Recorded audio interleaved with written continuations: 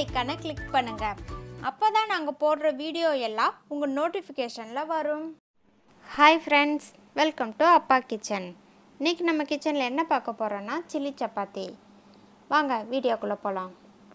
ஸ்டவ்வில் ஒரு பேன் வச்சிடலாம். பேன் காஞ்சதும் தேவையான அளவு எண்ணெய் ஊற்றிடலாம்.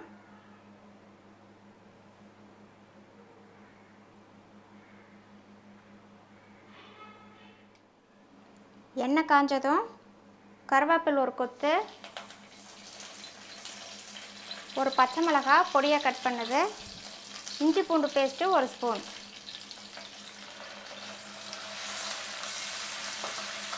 எல்லாத்தையும் சேர்த்து நல்லா வதக்கி விட்டுடலாம்.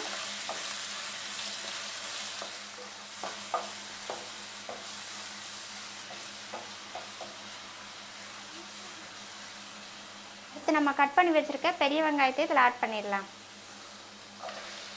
வெங்காயத்தை வதக்கும் போது ஹை ஃப்ளேமில் வச்சு நல்லா வதக்கி விட்டுக்கணும். அப்போ தான் வெங்காயம் நல்லா வதங்கும்.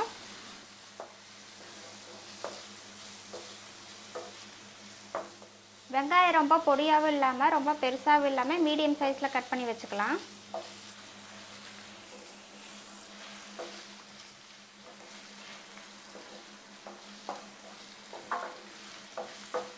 அடுத்து கேப்சிகம்,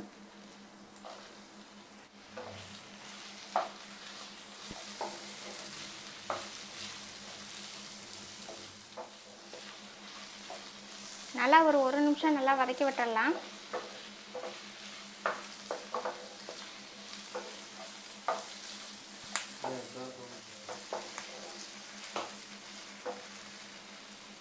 அடுத்து ஒரு தக்காளி பொடியாக கட் பண்ணது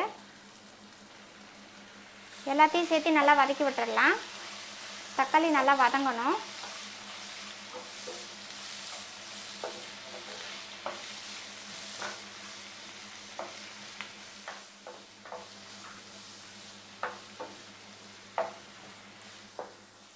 வெங்காயமும் தக்காளியும் நல்லா வதங்கிருச்சு.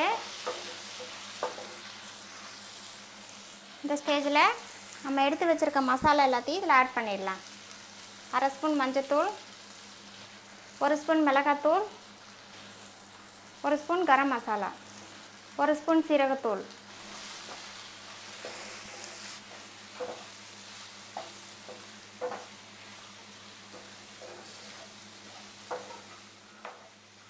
மசாலாலாம் சேர்த்ததுக்கப்புறம் ஸ்டவ்வை லோ ஃப்ளேமில் வச்சுக்கணும். இப்போ மசாலாவுக்கு தேவையான உப்பு ஆட் பண்ணிடலாம். அரை ஸ்பூன் உப்பு எடுத்திருக்கேன். ஆல்ரெடி நம்ம சப்பாத்தியில் உப்பு போட்டிருக்கோம், ஸோ பார்த்து போட்டுக்கணும்.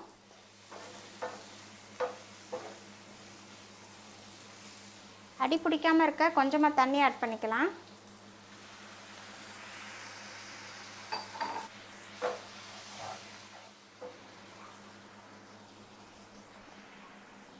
மசாலா வாசனையெல்லாம் போகிறதுக்காக ஒரு நிமிஷம் மூடி வச்சிடலாம். ஒரு நிமிஷம் ஆயிடுச்சு. இப்போ ஓப்பன் பண்ணிடலாம். வெங்காயம் தக்காளி எல்லாம் நல்லா வெந்துருச்சு. இப்போ இந்த ஸ்டேஜில் சோயா சாஸ் ஒரு ஸ்பூன், சில்லி சாஸ் ஒரு ஸ்பூன், டொமேட்டோ சாஸ் ஒரு ஸ்பூன்,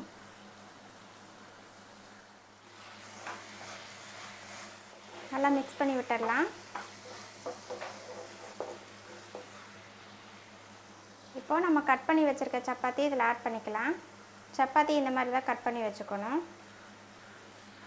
சப்பாத்தியை போட்டு வதக்கும்போது ஸ்டவ் வந்து ஹை ஃப்ளேமில் வச்சுக்கணும். மசாலா நல்லா படுற மாதிரி நல்லா கலந்து விட்டுடலாம்.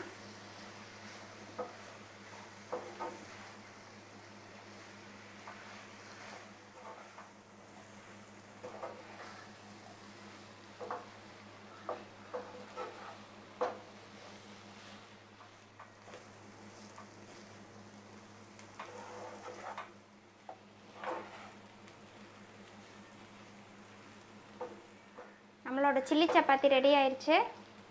ஃபைனலாக மல்லித்தலையை கொஞ்சம் தூவி விட்டுடலாம்.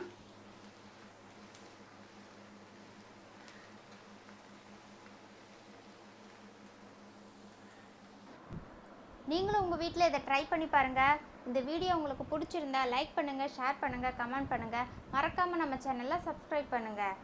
தேங்க்ஸ் ஃபார் வாட்சிங்.